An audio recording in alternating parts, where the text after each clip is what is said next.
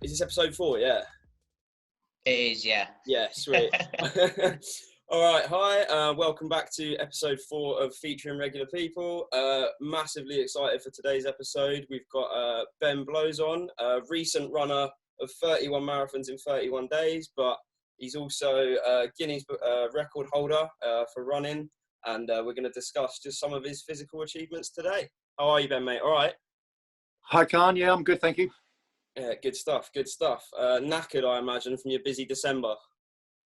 Yeah, I've sort of got over it. I think now I'm pretty much back to normal. So yeah, I've had an easy January so far. We're like, I don't know what it's a date, the 25th. So yeah, took it pretty easy, but yeah, I feel all right again now. I was cracking up, mate, because I see you just doing 10 milers again, like it's nothing.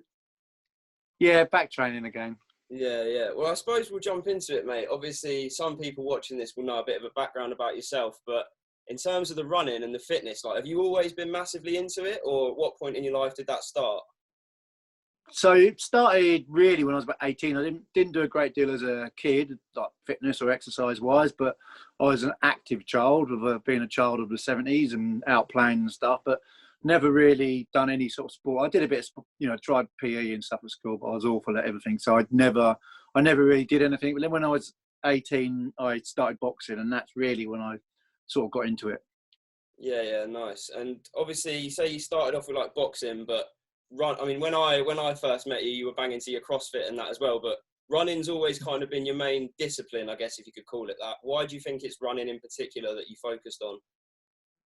I think that running, for me, I've had a bit of success at it, and for this area, I'm not talking about like national levels or Olympics or anything like that, but for an amateur athlete, which I am, I've always done okay, and I've ranked quite highly in this area.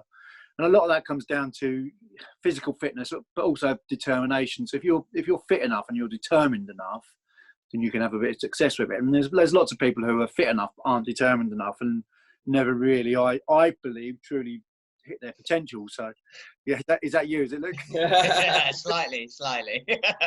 Yeah, no, it is. It's a massive mental game, fitness, but I think running in particular as well, because you laughed at one of my stories once. I tried to get into running. I ran like 3.5K and was like, nah, look, fuck this is ridiculous. Yeah, but it's a long way, man.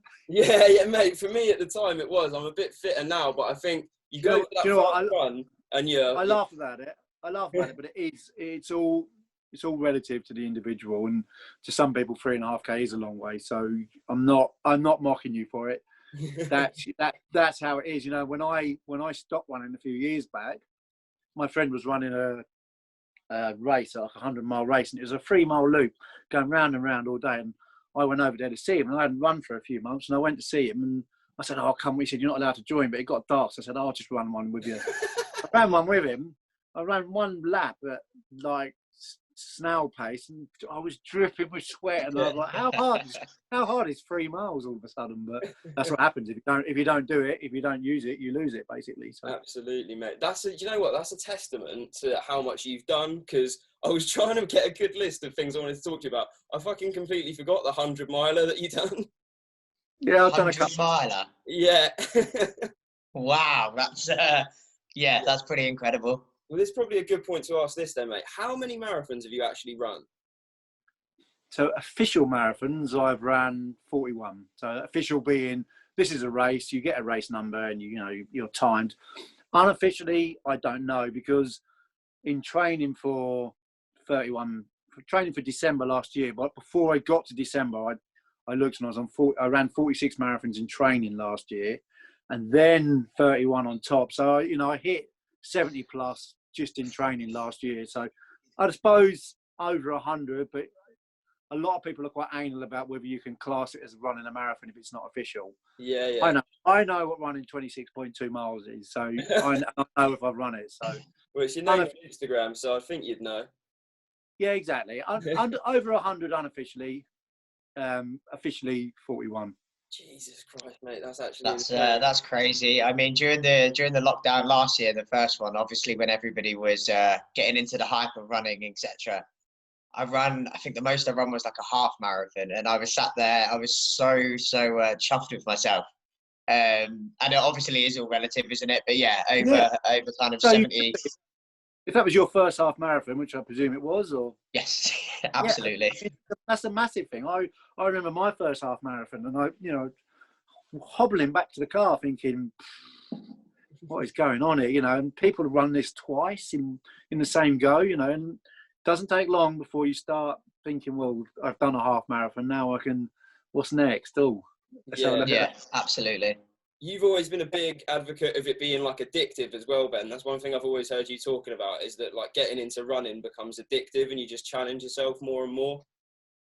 Yeah, you get pretty much instant feedback from running, and the more you do of it, the better you become at it. So all of a sudden, your run last week when you ran, I don't know, 9-minute miles for 5 miles. This week you've ran 850 miles, 50-minute mile pace, and all of a sudden there's improvement. And that is running. It is that black and white. You put it in, you'll get it out, and you will always improve, unless you get injured, obviously. But for the majority of the time, if you stick to it, and you stick, even like committing to a block of 4 or 5 weeks of running 2 or 3 times a week, you will see huge improvements, and quickly as well. Quickly, it doesn't take long with running. Yeah, it's definitely, like you were saying, mate, about like the quick reward in terms of like any workout you do. Like say you go and smash the pads out for a bit, or you like get on the weights. I think when you come in from a run, that is the most like rewarding feeling of any other sort of fitness. Yeah, it is. You can't beat that. I'm a believer that not many people actually enjoy running.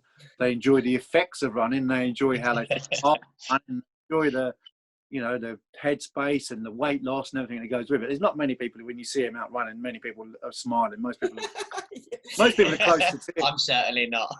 I think that's so true with any sort of exercise, because when you start exercising, you're like, oh, this is horrible. You're like, but I'll get to that point eventually where I'm just smashing it out and it's easy and I'm loving it. And occasionally you will have a workout like that, but that's not very often. Like you are still hating it. It's the after that you're chasing. Exactly. And how you feel, and it sets you up for the day. And it's been, the 31 marathons thing finished on December the 31st, and we're now in January. And it's been a tough January for a lot of people, a lot of people from all ages, from my kids' ages up to people I deal with in my business in their 60s. Everybody at the moment is really struggling and feeling it. Lockdown 1 was all a little bit exciting, and the sun was out, and people were getting paid to stay at home, and it was like, wow, this is all right. Completely different this time around. January sucks anyway. Everybody, January is always crap. But with this lockdown, really, people are really struggling. I'm getting a lot of messages from people, which I like to get, asking me for advice and help. And I just say, just get outside and go out and run for a half hour, whatever. Walk, run, shuffle, jog. But just get out there, and it's vital at the moment. Absolutely vital to look after your physical and mental health. Yeah, I think that's all. Like, if I ever have any mates who I talk to who are struggling with mental health, and that the first thing I always say is, even if it's for 10 minutes, just move your body about, just exercise. Because I remember, like, it's a bit off topic, but just in terms of when I first started exercising, I was having a bit of trouble with my mental health. And for about 2 years, everyone I knew had been like, just exercise a bit. And I'd always been like, no, it's not that. Got into the gym, and like, it doesn't fix everything, but it certainly bloody helps. And I think it's really understated how important like physical fitness is for your brain. Yeah, it is massively. Since I set up my business, what I do now, and we just literally had our 2-year anniversary, I see it in people. And people come, and it's being outside, getting fresh air, exercising with people as well. And we're all missing. Everybody's missing that at the moment. That whole community thing. And it sucks, and it's crap, but it will come back, and we'll get there. And I think, touch wood, it'll be better than it was before, because we appreciate it. Yeah, absolutely. My family and I used to, on a Sunday afternoon, go into the local town of Bury St Edmunds. This is what we do. Like, what are we going to do today?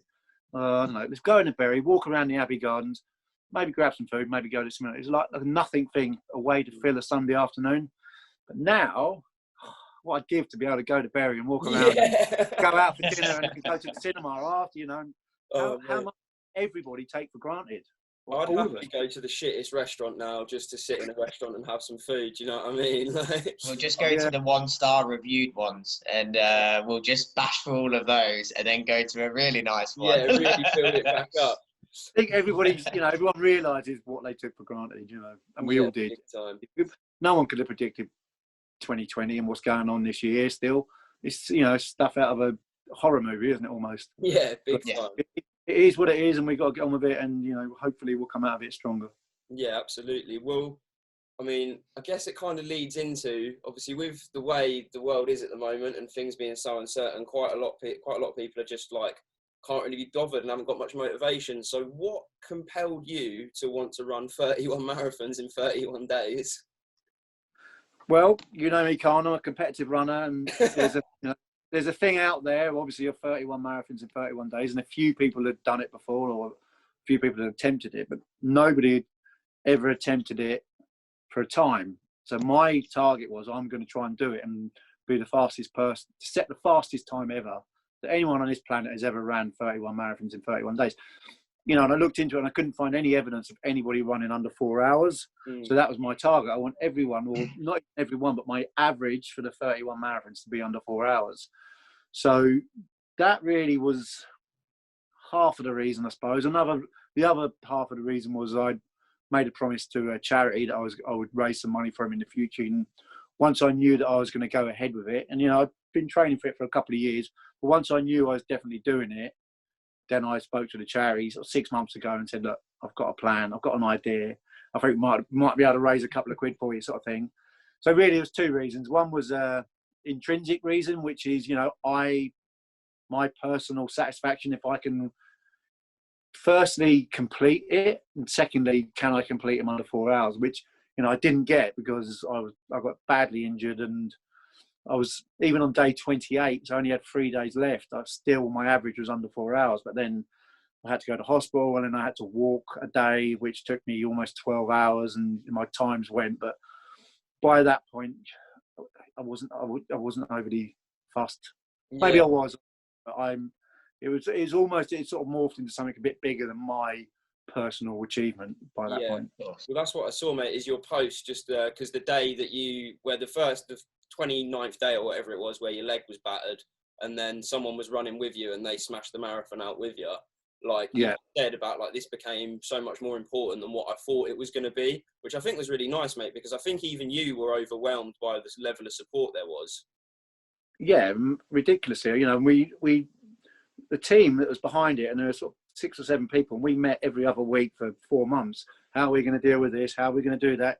Corporate sponsorship, names on the vest, who's supplying the vest, blah, blah. I said all along, all I want to focus on is the training and the running. The rest of it, I'll be where you want me to be to do an interview, and I'll do whatever you want me to do. But I can't really get involved in all that, which I didn't.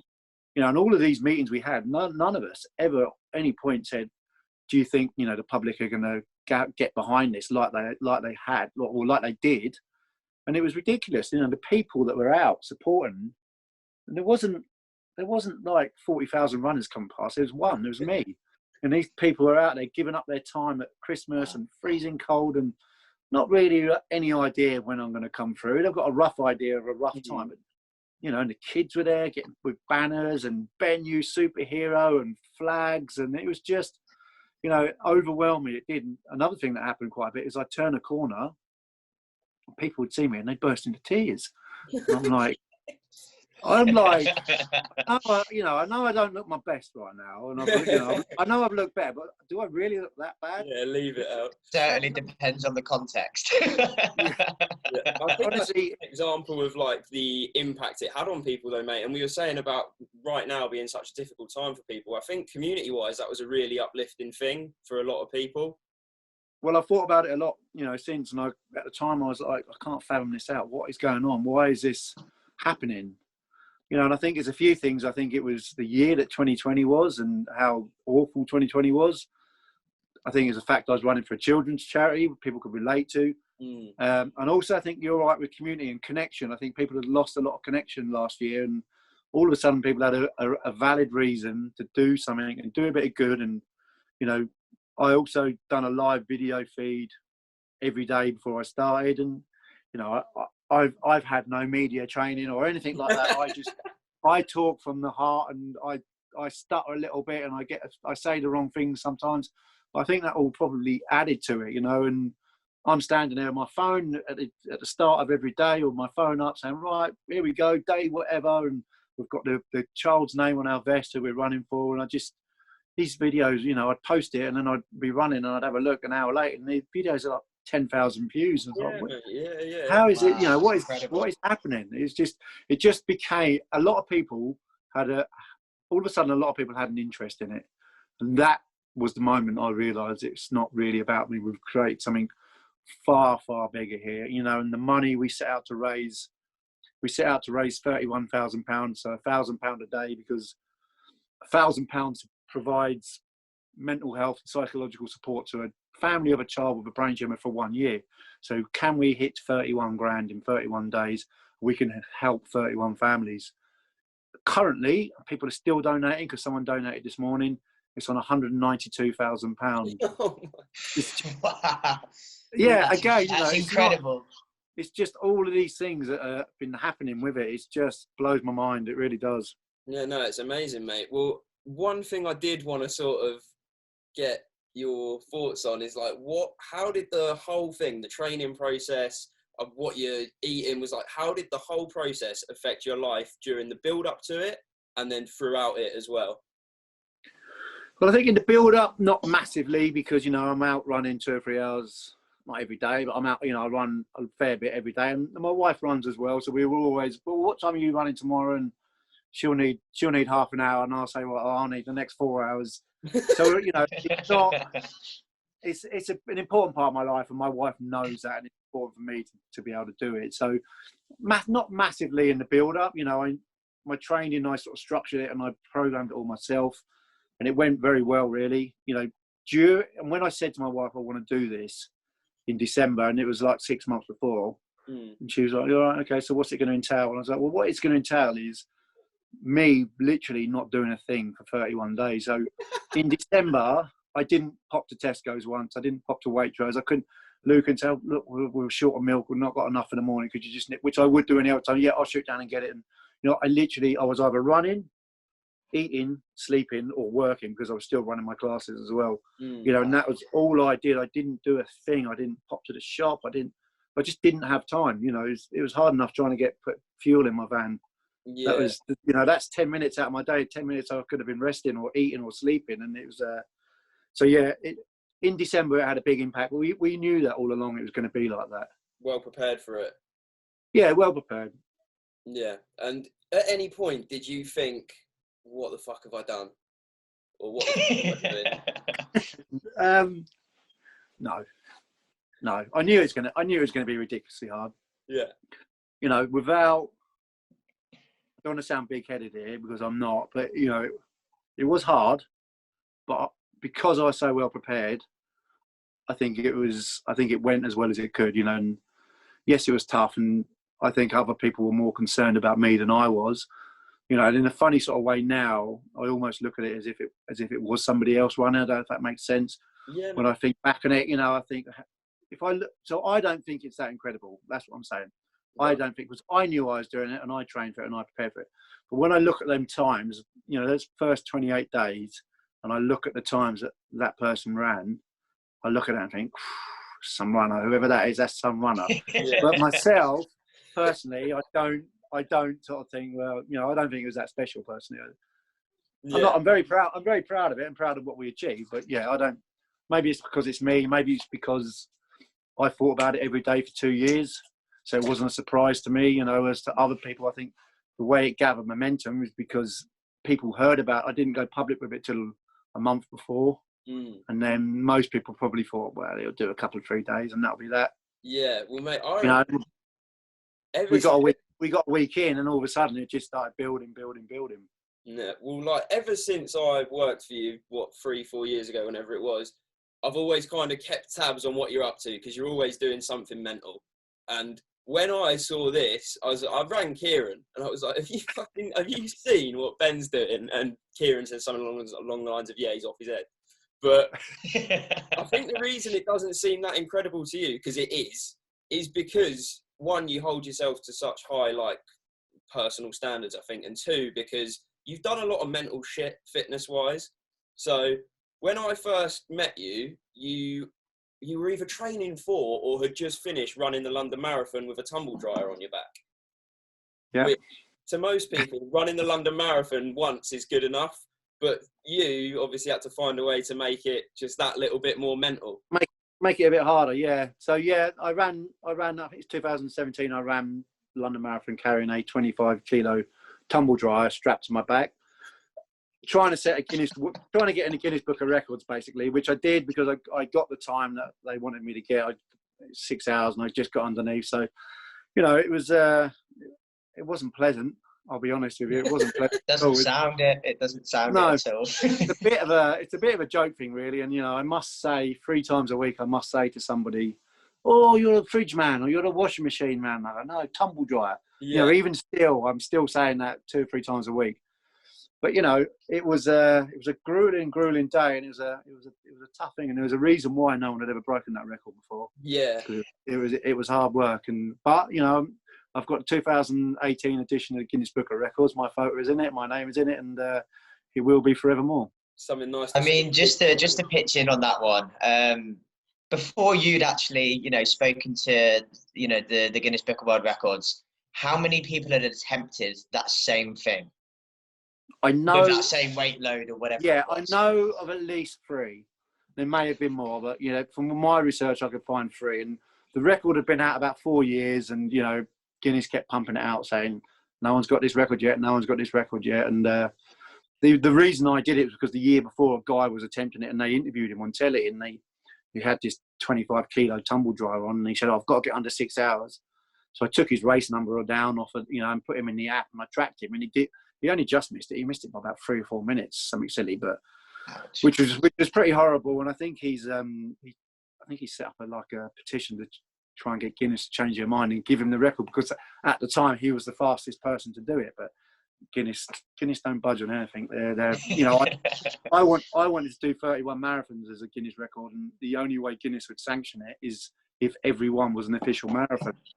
Now, to run an official marathon every single day, you've got to travel all the way around the world. That's then if there's one on still somewhere in the world. So it's virtually impossible unless, private jet maybe, I don't know. But so I couldn't do mine as an official record because Guinness don't budge, and that's fair enough. They have their standards and they set them out, and that's fair enough. So they wouldn't give this guy the tumble dryer record, and I got it the next year. Bloody hell. Yeah, that's insane, but massive props to you though. It's an incredible achievement. Crazy, but incredible. It's so funny, mate, because you say it wasn't nice or it was horrible. There's a picture of you. Obviously, you're London Marathon, innit? So there's loads of people around you, and they're all dripping, in tears, and you got this tumble dryer in the back, and you're literally thumbs up, smiling at the camera. It always makes things better if you smile. Always. Yeah, absolutely, mate. No, you're absolutely right. But well, moving on from that, then I want to talk about something else mental that you did, which was fascinating to me at the time, and I loved watching it back as well. So you were on Special Forces Hell Week in South Africa, which for people that don't know is essentially a similar sort of show to SAS Who Dares Wins, that kind of thing. Yeah, that's it. It was the BBC's equivalent, basically. It was called Special Forces Ultimate Hell Week, and I applied for it for Series 2. Series 1 was filmed in North Wales, and Series 1 got quite a good reception, so they commissioned to make Series 2, and they got a bigger budget. And I didn't know this when I applied, and I didn't know this until probably a week or so before they told me I was in. They suddenly sprung it on us and said, "Right, we're not filming it in North Wales." And we was like, "Where are we filming it then?" "We're filming it in South Africa." And we was like, "What? Wow, we'll get a chance." There's no better flight to be on than the one that you didn't pay for. It was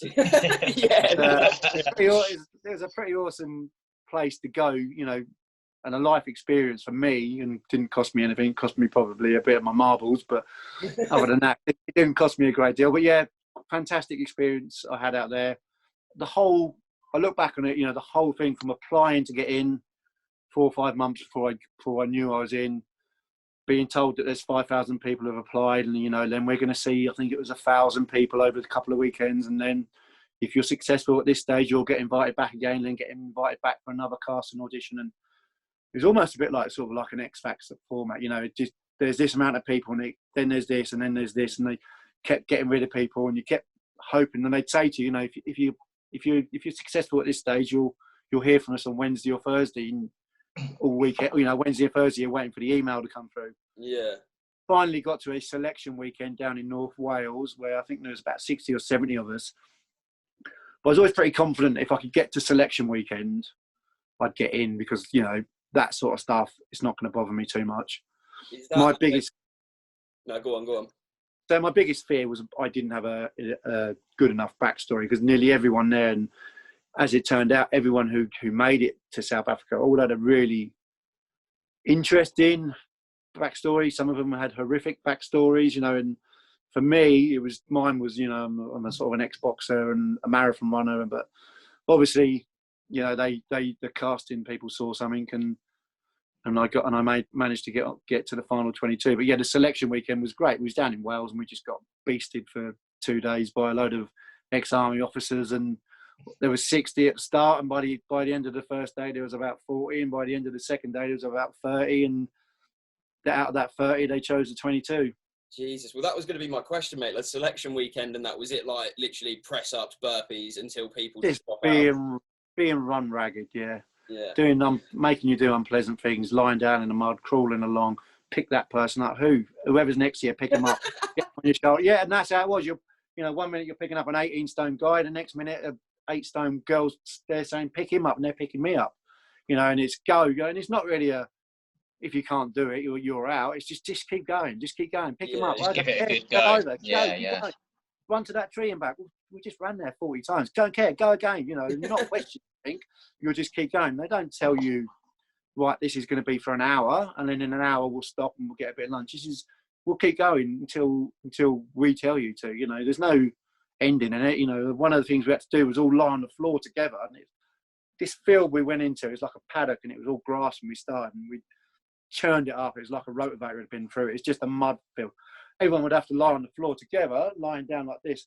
Person on the end start rolling across you, and then when that person goes rolling across, you know, and there's boots flying around and kicking you in the head, and you're rolling over like women and stuff, and you're thinking, this isn't really, you know, I'm going to hurt this person. If they don't care, yeah, that's what they're there for, mate.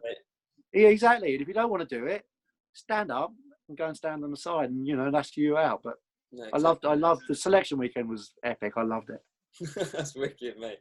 So when you were actually out there then, how long were you in South Africa for?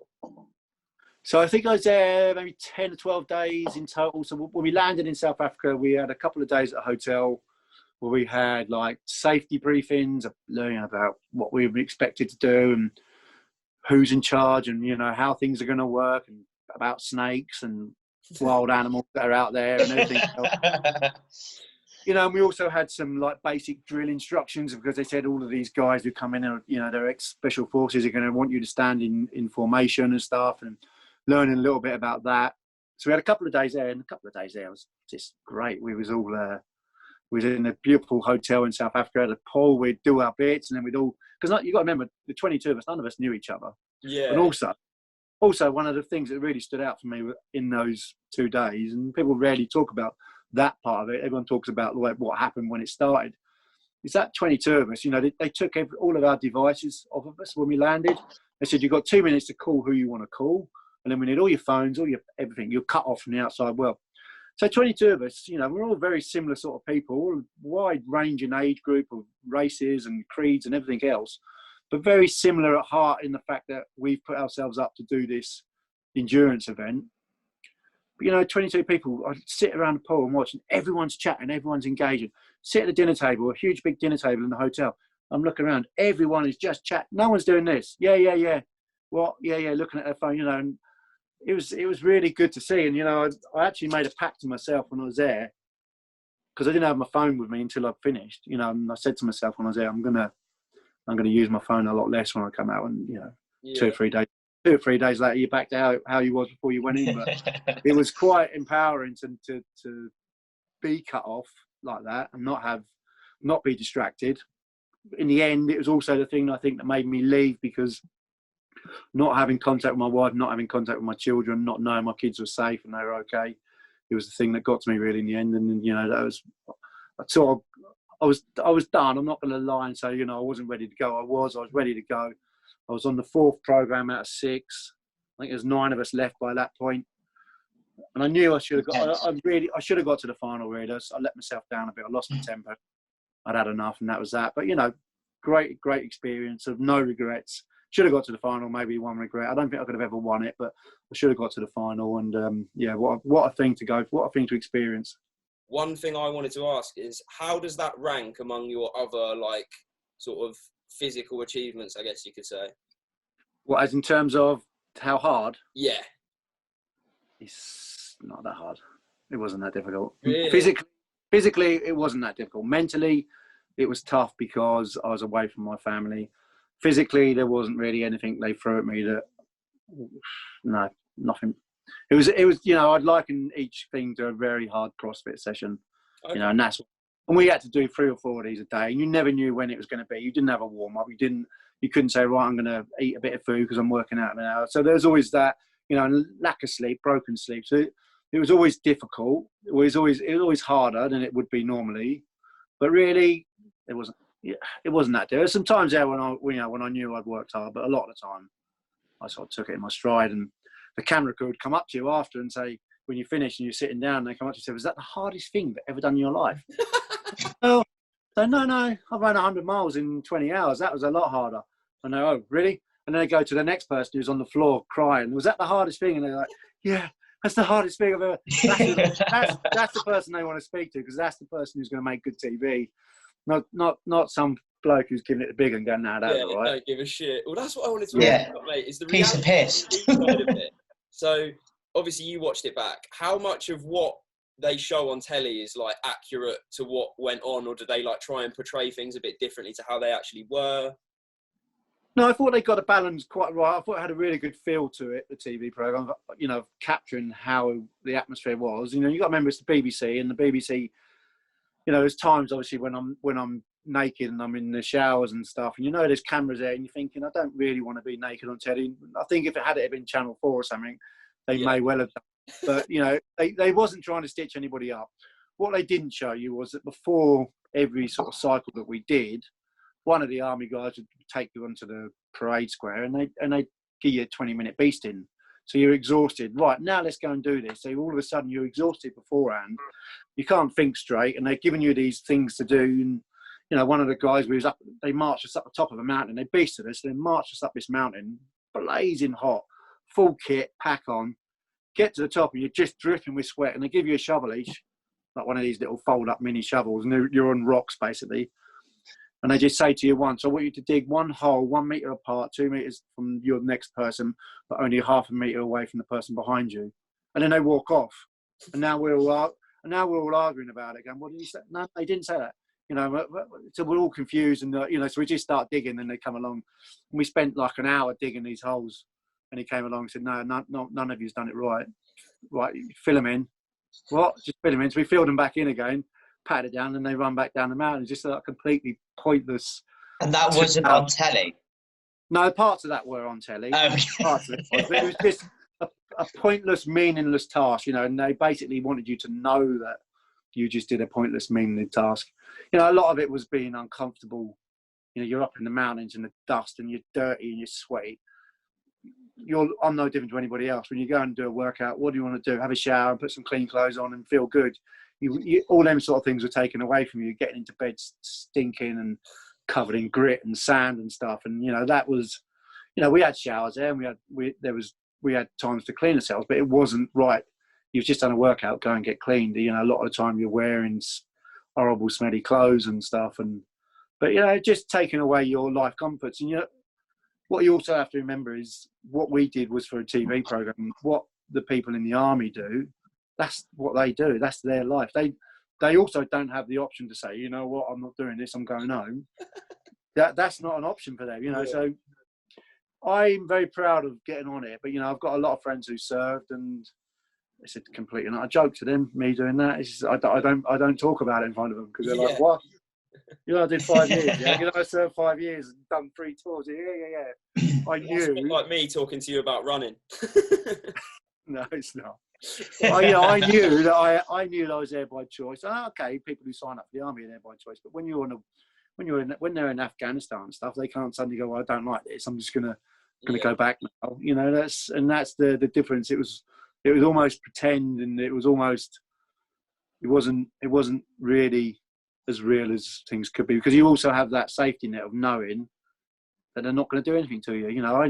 Taliban's not going to come around the corner and potentially kidnap me and behead me. That's, which is what people have when they're in, army guys have when they're in Afghanistan. We always knew that this was safe. And when we was in the hotels having our safety briefings, we met all the safety officers, and the people were telling us, my job is to keep you safe, and which they had to do. But yeah, it was a great thing to be a part of, and incredibly proud to get on it. And the people I met and who I'm still friends with and I'm in contact with, and every single one of us from that program is doing things. And I don't know if it's because of that program or whether we was always going to anyway, or you could say it was good casting because they cast 22 people. At this precise moment, one of the girls is running 7 marathons in 7 days. I think she's got day 7 tomorrow.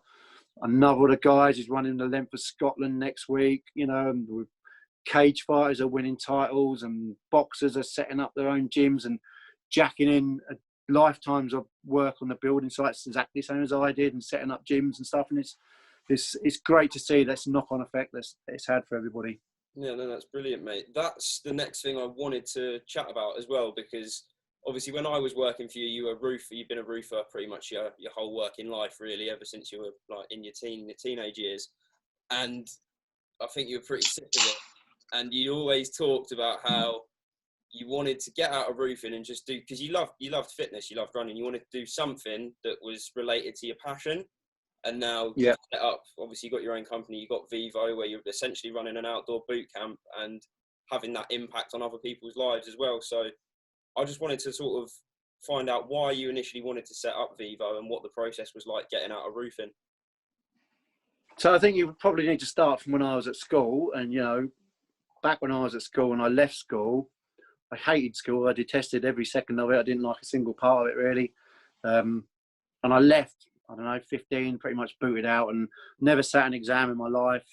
And that was it. But my dad was a roofer. So, I then became a roofer. And it wasn't really, there's not many people. And I had this conversation with you, Carmen. You were saying when you was at uni and you was working for me in the summer, and you was going, I might just knock it on the head and stick to roofing. There's not many people who grow up thinking, I'm going to be a roofer when I leave school. It's usually people, I'm not taking anything away from roofers, but it's usually people who didn't do that great at school, or maybe have got in trouble with the police, or whatever it is, whatever reason, and you can't get a job anywhere else. So I was roofing, and at the time it was okay. And when I was in my 20s, it was okay. And then set up on my own, it's hard work, and it didn't inspire me. Basically, I didn't jump out of bed in the mornings. There's always a lot of hassle, and it is physically, as you know, it's physically a hard job.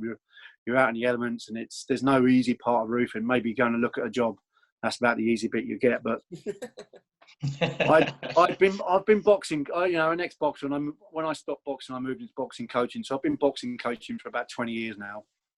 And then when I started CrossFit, I started getting into doing some CrossFit coaching. So I sort of moved up the levels in the boxing coaching, and I became head coach of Cambridge University Boxing Club. So I'm dealing with a lot of people, and I'm managing and coaching a lot of people. And we'd have 70, 80, 90 people some nights turn up in there. And, there's me, and I've got a couple of other coaches with me, but there's me who's got to tell those 90 people to shut up, stop talking and listening. And if you say, right, everyone, listen to me, you're going to have 90 people. 3 or 4 of them might have heard you. The rest of them are all chatting and putting their raps on. You've got to be authoritative, and you've got to stamp your authority on it straight away. And, I became quite good at boxing coaching quite quickly. And then when I started CrossFit coaching, I really enjoyed doing that. But it was still evenings and weekends. And I always had this dream that, if I could do this and make a living out of it, and I don't care how much money I raise out of it, how much I earn out of it, if I can pay the bills and got food on the table, I'll be happy. And so that's what I did. What I did first is I rented a little unit down the road. And actually, I rented it for roofing to start with as a storage place. And then half of it was a little gym. And then the sort of roofing side went more and more that way. And the gym got bigger, and people were asking me if I could train them. And I started charging people to train them one-to-one. And then, I realised that there was a potential to earn some money out of it. And I did. And I really struggled, actually, to start with, to charge people. And I used to hate taking people's money. But thankfully, I've got over that now. And I love taking people's money now. But I'd always had this dream of like setting up an outdoor fitness camp. And 2 years ago, we launched it 2 years ago, 2.5 years ago. My wife and I sat and talked about it, and she just said, we just need to we need to go for this, because if you don't do it, you'll never know. And she said, if we try it and it goes wrong and it doesn't work, you go back to roofing. You know, it doesn't matter. You go back to roofing 6 months' time, and that's that. And you can, at least you're not going to think, well, what if? But, so that's what we did. We tried it. You know, we launched it in January 2019, and we've never really looked back, apart from COVID has obviously sort of kicked us in the teeth. But as it has everybody in the world, it's not really a reflection of what we do. My gym is sort of developed, and I've now got another unit, and it's just a full-time boxing gym. So I'm in there coaching clients one-to-one when I'm not running the Vivo classes. Our Vivo membership, before the lockdown, we had over 100 people who are paying us monthly a subscription. So we have a solid income, which I never had when I was roofing, because if that rained for the next 2 weeks, you ain't getting no checks come through the door. So there's always, with roofing, there's always feast or famine, doing great, doing crap, you know, and that's how it was. But now things are a lot more stable. My whole life is a lot more stable, really, since I stopped roofing. Maybe there's something in that. Oh, I remember when I first came to work here, and like you were saying about me, because I remember, like, I've got out, done a bit of physical labour work. Because I asked my dad, I was like, "Can you help me get some building work?" He was like, "Yeah, what do you want to do?" I was like, "I don't care. I just don't want a roof because I hate heights." Phones me the next day. He's like, "Oh, I got you a job roofing." I was like, "Oh, wicked, brilliant." The one thing. Yeah, and it's funny you say about, like, oh, the easiest day you'll get is going and look at a job, because I fucking drive to a job with you, and I'd be like, "Oh, I hope it's far away. Get sit in the van for a bit." Because as soon as you get there, mate. Stop at Mackie days. Oh, mate, a day roofing is actually the most horrible day's work. Like, literally, it's so grim. It is. It's a hard day's work. You know what? When I set up Vivo, I honestly thought to myself, well, you know, how hard can running 4 or 5 classes a day be compared to a day on the roof? And physically, I don't work as hard, but I certainly work a lot harder now, as in what I have to do, because it's not a case of turning up, putting the cones out, setting up the equipment, telling people what to do for an hour, and then going home. It's a lot more than that, you know. And I didn't really realise that at the time. And you have to be present. You've got, each of our classes has 30 people turn up. I need to speak to every one of those 30 people. Probably on an average, 4 or 5 of them that day will want to tell me something that they need to tell me.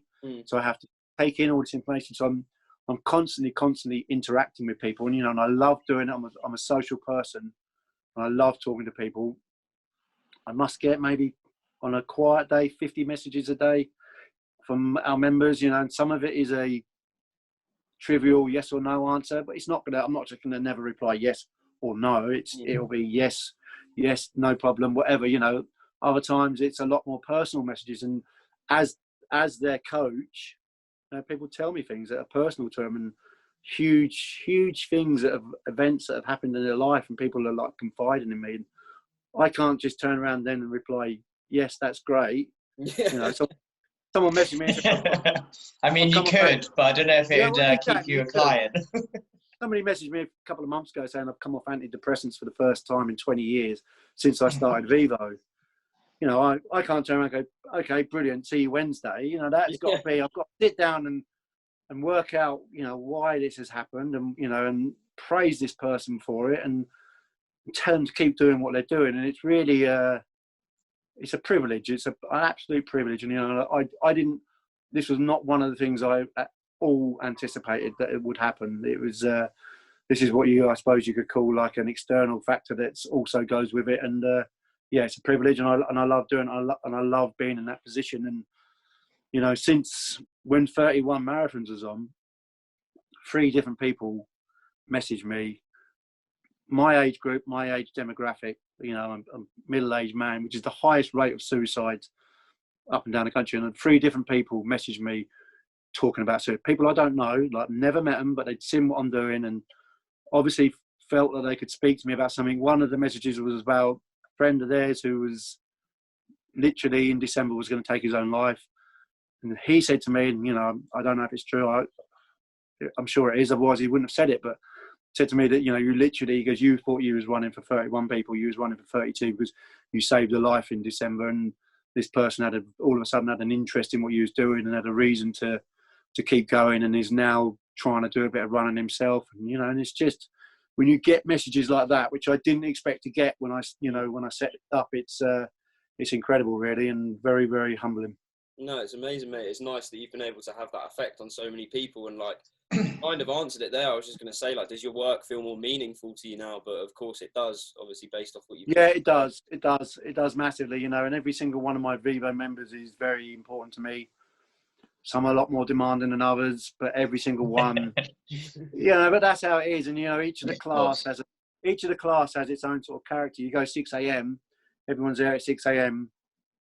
ready, you know, what you got for us, you know, and they're just going to turn up and smash the shit out of it and then go, they're done for the day. Then you go to 9:30 class and it's all a bit, the mums are just on school drop off and they've all got their coffees and you know, they're sort of rocking up chatting and I'm trying to get their attention and, you know, but it's you know, I absolutely adore doing it. It doesn't feel like work at all. I jump out of bed in the mornings.